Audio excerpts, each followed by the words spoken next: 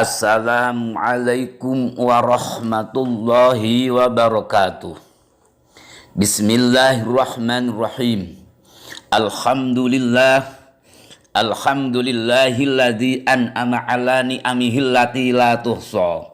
Alladzi asra bi abdihi lailan minal masjidil harami ilal masjidil aqsa wa arahu fi sayrihi min ayatihil kubra.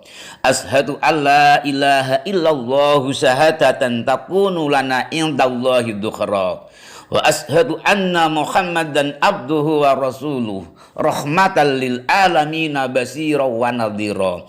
Allahumma salli wa sallim ala sayyidina Muhammad wa ala alihi wa sahbihi wa sallim tasliman katsira. Amma ba'd. Fa ya ayyuhalladzina amanu taqullaha haqqa tuqatih wa la tamutunna illa wa antum muslimun. Wa qala Allah ta'ala, ya ayyuhalladzina amanu taqullaha wal tanzur nafsum ma qaddamat lighad wattaqullaha innallaha khabirum bima ta'malun. Hadirin jamaah Jum'ah Masjid Baitur Rahman Karangbener Kudus yang berbahagia. Pada kesempatan yang baik ini, mari kita panjatkan rasa syukur kehadirat Allah, Zat yang telah menganugerahkan karunia, kesehatan jasmani, rohani, ketetapan iman dan Islam, umur panjang serta rezeki, sehingga dapat menunaikan ibadah Jum'ah dengan baik. Tak lupa, mari kita tingkatkan ketakwaan kepadanya dengan mengikuti segala perintah dan menjauhi larangannya. Sidang Jum'ah rahimakumullah. Kini kita memasuki bulan Rajab, salah satu bulan haram. Sebagaimana bulan-bulan haram yang lain, dijadikannya bulan ini sebagai bulan haram karena adanya peristiwa agung, yaitu Isra wal Mi'raj Nabi Muhammad.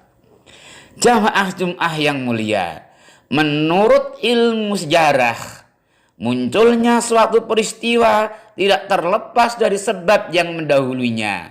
Demikian juga kisah Isra dan Mi'raj yang disebabkan oleh suasana duka atau amul huzni yang menimpa diri Nabi akibat ditinggal wafat oleh dua orang terdekat, pamannya Abu Thalib dan istri tercinta Khadijah binti Khuwailid. Meninggalnya Abu Thalib, seorang paman sekaligus wali beliau. Ia telah mengasuh, membimbing, membesarkannya sejak kecil ketika berusia 8 tahun sampai tua memasuki umur 51 tahun. Namun apa boleh dikata, ketika telah tiada, berakhir sudah dukungan dan perlindungannya. Demikian juga kewafatan Siti Khadijah yang hanya berselang 2 bulan setelah pamannya. Sebagai orang yang terpandang, kaya raya, dermawan, serta setia mendampinginya, ketiadaannya menyebabkan Nabi kehilangan salah satu pelindung dan penyokong dakwahnya. Maka dari itu, di tengah-tengah suasana kesedihan, Allah Subhanahu wa ta'ala hendak menghibur hati yang lara itu dengan melakukan rihlah atau perjalanan yang tiada lazim dilakukan umat manusia. Betapa tidak, perjalanannya super kilat, kendaraannya pun hebat karena dapat berbicara layaknya manusia, bahkan sangat patuh pada tuannya.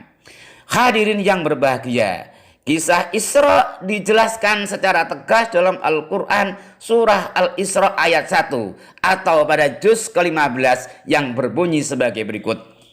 Subhanalladzi asra bi abdihi lailam minal masjidil harami ilal masjidil aqsa. Ilal masjidil aqsa alladzi barakna haulahu linuriyahu min ayatina. Innahu huwas samiul basir. Maha suci Allah, Zat yang telah memperjalankan hambanya pada suatu malam dari Masjidil Haram ke Masjidil Aqsa yang telah kami berkahi di sekelilingnya agar kami perlihatkan kepadanya sebagian dari tanda-tanda kebesaran kami. Sesungguhnya Dia adalah Maha mendengar lagi Maha mengetahui. Isra secara bahasa artinya perjalanan. Maksudnya adalah perjalanan di tengah malam. yaitu perjalanan hambanya Nabi Muhammad sallallahu alaihi wasallam dari Masjidil Haram di Mekah ke Masjidil Aqsa di Palestina dengan kendaraan buruk. Sedangkan Mi'raj artinya naik, yaitu proses perjalanan ke atas dari Masjidil Aqsa menuju Sidratul Muntaha, suatu tempat yang paling tinggi di seantero negeri. Sidratul Muntaha termasuk persoalan gaib, maka tidak bisa dinalar oleh akal pikiran manusia karena sangat terbatas. Para mufassir pun memiliki pemahaman yang berbeda-beda. Ada yang mengatakan planet Pluto, yaitu planet yang terjauh dari muka bumi.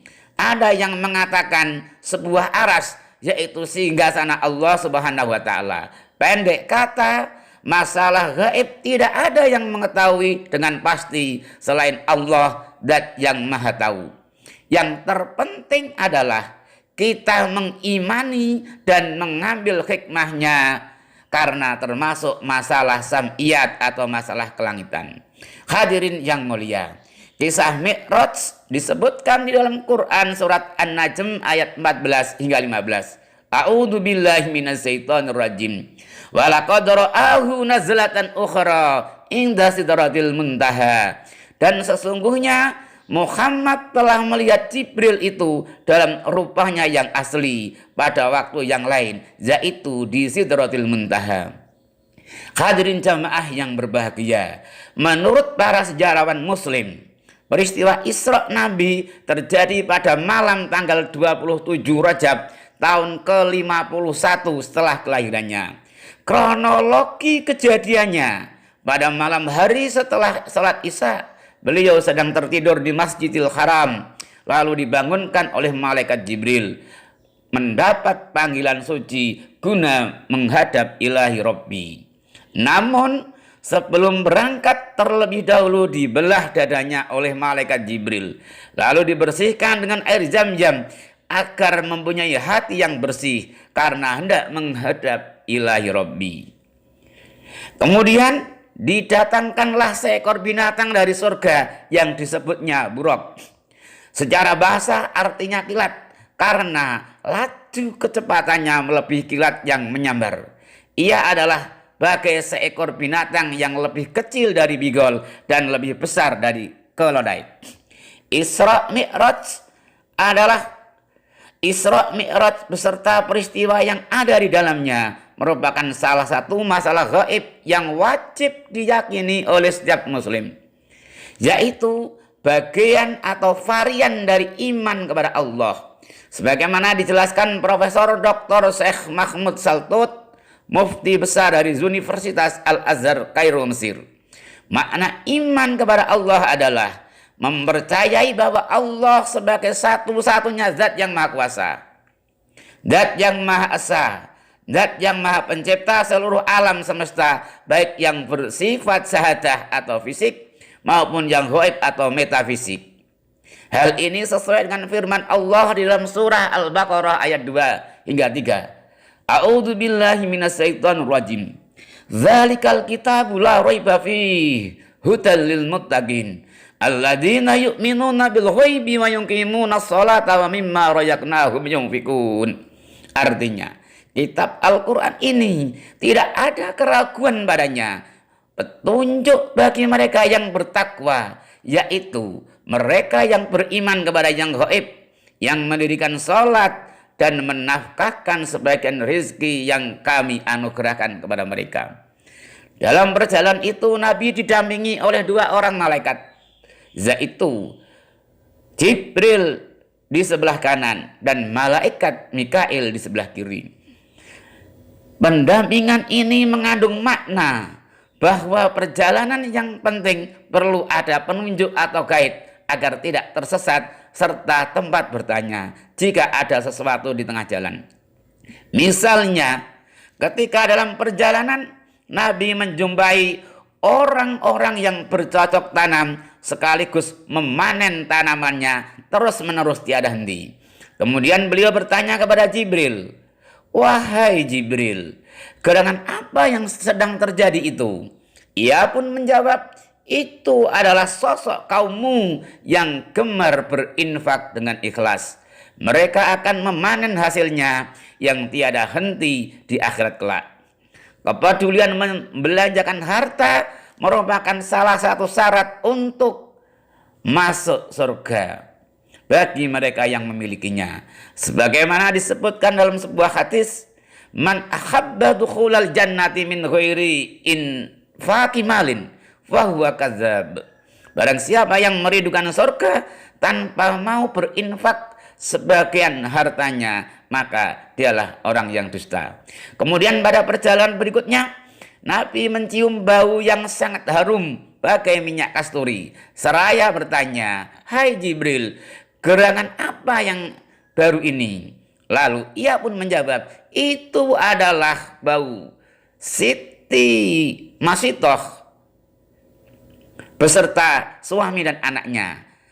Mereka adalah pembantu rumah tangga yang meninggal karena digodok di dalam tungku besar dan sangat panas oleh sang majikan, yaitu Raja Fir'aun. Mereka disiksa akibat kegigihannya mempertahankan akidah tauhid dari perbuatan syirik karena tidak mau dipaksa mengakui Fir'aun sebagai Tuhannya. Demikian juga yang dialami Siti Asiyah, seorang istri Fir'aun sendiri, penguasa Mesir kuno yang gagah, berani dan perkasa saat itu, yang mengaku dirinya sebagai Tuhan. Meskipun sebagai istri, ia pun tetap tidak mau mengakui suaminya sebagai Tuhan. Akhirnya disiksa, diikat anggota tubuhnya, diseret ke tengah lapang dan dihujani bebatuan hingga wafat. Kisah ini mengandung makna siapa saja yang dengan tegar mempertahankan keimanannya atas berbagai ujian, maka ia patut mendapatkan bau yang sangat wangi di akhirat kelak, sebagaimana yang dialami oleh Aisyah, oleh Masitoh dan Asiyah. Hadirin yang dirahmati Allah, menurut Al-Quran surat Al-Hasr ayat 2, bahwa sebuah peristiwa yang terjadi haruslah dijadikan pelajaran oleh umat manusia karena mengandung hikmah yang besar, sebagaimana peristiwa Isra wal Mi'raj. Adapun makna diperoleh dari peristiwa ini adalah, pertama, sebagai tanda-tanda kebesaran Allah agar manusia beriman kepadanya. Makna yang kedua, sebagai spirit terhadap pengembangan ilmu pengetahuan, terutama di bidang kedirgantaraan. Pada masa kini, sarana transportasi kedirgantaraan sangat penting bagi masyarakat modern, sehingga membantu terhadap kebutuhan dan kemajuannya. Tanpa itu, kemajuan tidak secanggih sekarang. Masyarakat global telah menyadari bahwa teknologi kedirgantaraan berkembang karena terinspirasi oleh peristiwa Isra dan Mi'raj Nabi Muhammad SAW. Hikmah ketiga, perintah mengerjakan sholat fardu 5 waktu. Sholat adalah ibadah yang secara langsung berhubungan dengan Allah, sebagai bentuk penghambaan langsung sang hamba kepada Kholiknya. Proses penerimaannya pun spesial karena diberikan secara langsung oleh Zat yang Maha Kuasa kepada hambanya, berbeda dengan perintah ibadah yang lain yang melalui perantara Ruhul Kudus atau Malaikat Jibril. Oleh karenanya, amal yang pertama ditanyakan atau dihisab adalah sholat, sebagaimana diriwayatkan oleh Imam Tirmidzi. Rasulullah bersabda, "Inna awwala ma yuhasabu bil abdu yaumal qiyamah min amalihi salatuhu, fa in saluhat faqad aflaha wa anjah, wa in fasadat faqad khaba wa khasira." Artinya, pada hari kiamat pertama kali yang akan dihisab Allah atas amal perbuatan seorang hamba adalah sholatnya. Jika sholatnya baik, maka ia akan beruntung dan selamat. Jika sholatnya rusak, maka ia akan rugi dan celaka. Hadis riwayat Imam Tirmidzi. Makna yang terakhir atau keempat, sebagai tamsil atau perumpamaan bagi kehidupan manusia. Isra wal Mi'raj menjadi potret atas kehidupan di akhirat kelak. Misalnya, orang yang meninggalkan sholat besok dibangunkan dari kubur berkepala hewan seperti babi hutan yang sangat hitam. Orang yang tidak mau berzakat di akhirat akan dililit ular dan dipatok. Peminum khamr perutnya akan membesar, mukanya berubah seperti hewan, dan lain sebagainya. Hadirin jamaah mulia, jamaah yang mulia, demikianlah materi khutbah yang singkat pada siang hari ini.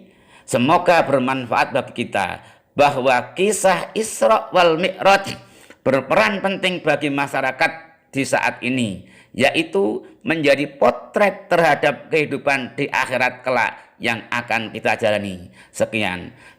Ja'alanallahu wa iyyakum bima fihi minal ayati wa dzikril hakim. Wa taqabbal minni wa minkum tilawatahu innahu huwal ghafurur rahim. A'udzu billahi minasy syaithanir rajim. Subhanalladzi asra bi abdihi lailan minal masjidil harami ilal masjidil aqsal ladzi barakna haulahu linuriyahu min ayatina wa qurrabi firwarham wa anta khairur rahimin.